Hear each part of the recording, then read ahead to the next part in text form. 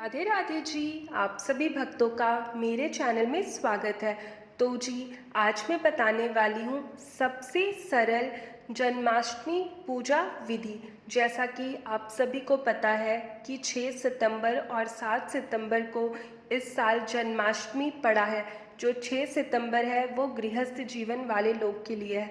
तो मैं आज बताने वाली हूँ बहुत ही सरल विधि जन्माष्टमी की, जिसमें आप इस प्रकार से पूजा करेंगे तो बहुत अच्छे से आपका पूजा हो जाएगा। बाकी बहुत और तरह के भी होते हैं, लेकिन आज जो मैं बता रही हूँ ये सबसे सरल विधि है। तो आइए जानते हैं। जन्माष्टमी की जो मुख्य पूजा है वो रात के 12 बजे होती है, जब कृष्ण जी का जन्म हो जाता है। और सुबह के समय जैसे आप रोज़ाना अपने लड्डू गोपाल जी को उठाते हैं, स्नान करवाते हैं, उनकी सेवा करते हैं, आप वैसे कर सकते हैं। और अगर आप चाहें तो आप सुबह में भी लड्डू गोपाल जी को पंचामृत से स्नान करवा सकते हैं। क्योंकि रात में तो पंचामृत से स्नान करवाना है, तो जैसे आपका सेवा वगैरह हो गया, अब शाम को सूर्यास्त के बाद आपको क्या करना है, जो आपके लड्डू गोपाल जी हैं उन पर आपको जो है एक लाल कपड़ा ढक देना है। जो माता रानी का चुनरी होता है ना, आपको वैसा चुनरी लड्डू गोपाल जी के ऊपर ढक देना है।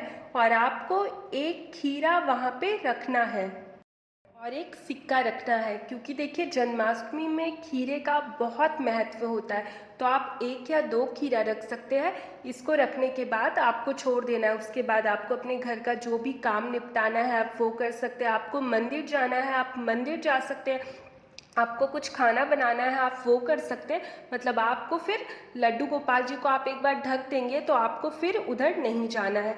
उसके बाद बात करते हैं कि रात के 12 बजे, जैसे ही रात 12 बजेगा उसके बाद आपको टीवी में भी देखने को मिल जाएगा कि कृष्ण जन्म हो रहा है, और ऐसे भी पता लग जाएगा।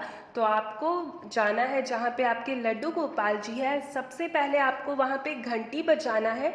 घंटी बजाने के बाद आपको तालियां बजानी है। उसके बाद जो वो आपने कपड़ा ढका था वो कपड़ा हटाना है। इसे कहते हैं कि ये सबसे आसान तरीका होता है लड्डू गोपाल जी का जन्म कराने का। ये बहुत ही ज़्यादा सरल तरीका है।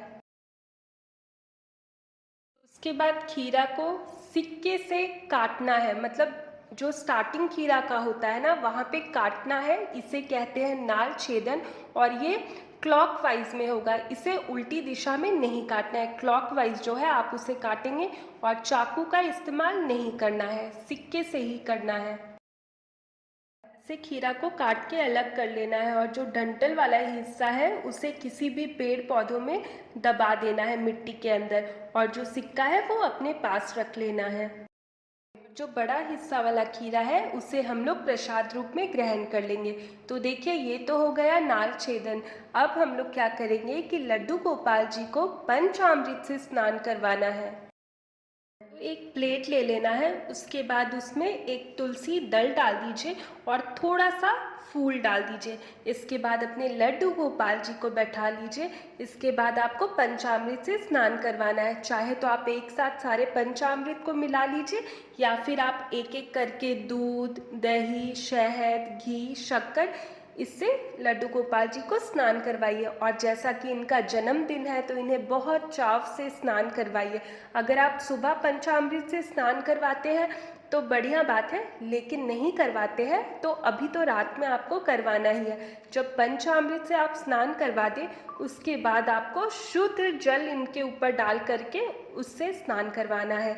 जब लड्डू गोपाल जी का स्नान हो जाएगा उसके बाद आपको इन्हें एक कपड़े से पोंछ देना है। और देखिए थोड़ा सा कम अगर आप मतलब फूल डालिएगा तो इससे ये होगा कि बाद में हम लोग पंचामृत को बहुत अच्छे से पी सकते हैं, ग्रहण कर सकते हैं। पंचामृत को इधर उधर नहीं फेंकना है, इसे पी लेना है। इसके बाद लड्डू गोपाल जी को नए वस्त्र धारण करवाना है। जन्माष्टमी में ज़रूर से लड्डू गोपाल जी के लिए नए वस्त्र, मुकुट, बांसुरी, सब कुछ बिल्कुल नए नए लीजिए। अगर नहीं ले पा रहे तब तो कोई पुराने कपड़े को ही शुद्ध कर लीजिए। लेकिन देखिए जैसा कि बर्थडे है और बर्थडे में हम लोग अपने बच्चे के लिए भी सब कुछ नया लेते हैं, तो लड्डू गोपाल जी के लिए तो बहुत बढ़िया सा ड्रेस, पगड़ी, मुकुट जो भी है आप उन्हें वो पहना दीजिए। पहनाने के बाद इस दिन ज़रूर से इत्र लगाइए। उसके बाद लड्डू गोपाल जी को इत्र लगा देना है। जब ये बहुत सुंदर से तैयार हो जाए, फिर जो लड्डू गोपाल जी का आसन है, जो चौकी है, उसमें थोड़ा सा फूल बिछा दीजिए।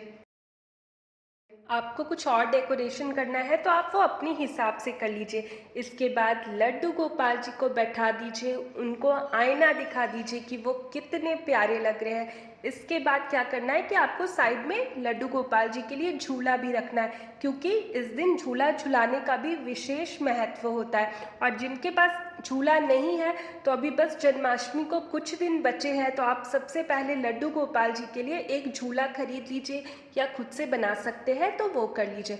अब जानते हैं पूजा विधि। सबसे पहले देसी घी का दिया जला लेंगे, उसके बाद तुलसी समर्पित करेंगे, फिर लड्डू गोपाल जी को तिलक लगा देंगे चंदन से, रोली से। गौ माता को तिलक लगा देंगे। अगर आप पूजा मंदिर में लड्डू गोपाल जी को विराजमान किए तब तो सारे देवी देवताओं की पूजा करेंगे, लेकिन अगर आप अलग से बैठाए हैं तो गणपति जी को साथ में बैठाइएगा, गणपति जी का पूजा शुरू करिएगा, फिर ही लड्डू गोपाल जी को तिलक वगैरह लगाना है।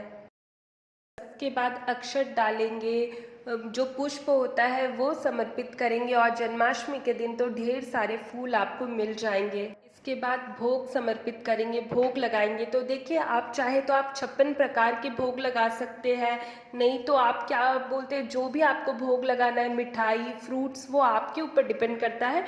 लेकिन धनिया पंजीरी ज़रूर भोग में आपको डालना है, क्योंकि फिर इसी से हम लोग जो है अपना उपवास है, व्रत है, वो खोलते हैं। तो धनिया पंजीरी ज़रूर आपको लगाना है।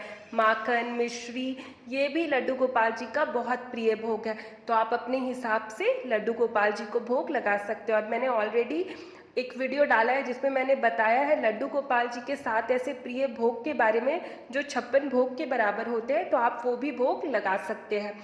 अब बात करते हैं कि लड्डू गोपाल जी को जब आप भोग लगा दें उसके बाद आपको धूप दीप करना है।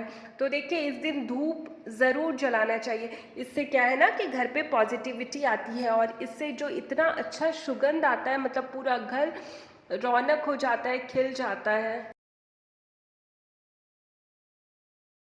और हाँ, लड्डू गोपाल जी को शहद ज़रूर चटाना है, क्योंकि कभी भी किसी बच्चे का जन्म होता है तो हम लोग मुंह में शहद डालते हैं, तो लड्डू गोपाल जी को भी शहद डालना है।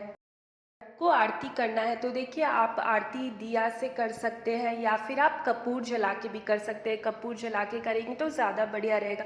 फिर आप आरती कर लीजिए अच्छे से। जब आपका आरती हो जाए उसके बाद लड्डू गोपाल जी के सामने हाथ जोड़ करके आप क्षमा याचना कर सकते हैं कि पूजा पाठ में जो भी भूल चूक हो गई हो उसे माफ़ करने। क्योंकि क्या होता है ना कि हम लोग बहुत नियम से पूजा करते हैं, लेकिन थोड़ा मोड़ा भूल चूक तो सबसे हो जाता है। तो इसे हाथ जोड़ करके आपको लड्डू गोपाल जी से माफ़ी भी मांगना है। साथ ही साथ हमारा जो है जन्माष्टमी का पूजा है, पूजा भी कंप्लीट हो जाएगा। लेकिन अभी भी लड्डू गोपाल जी को झूला झुलाना बाकी है।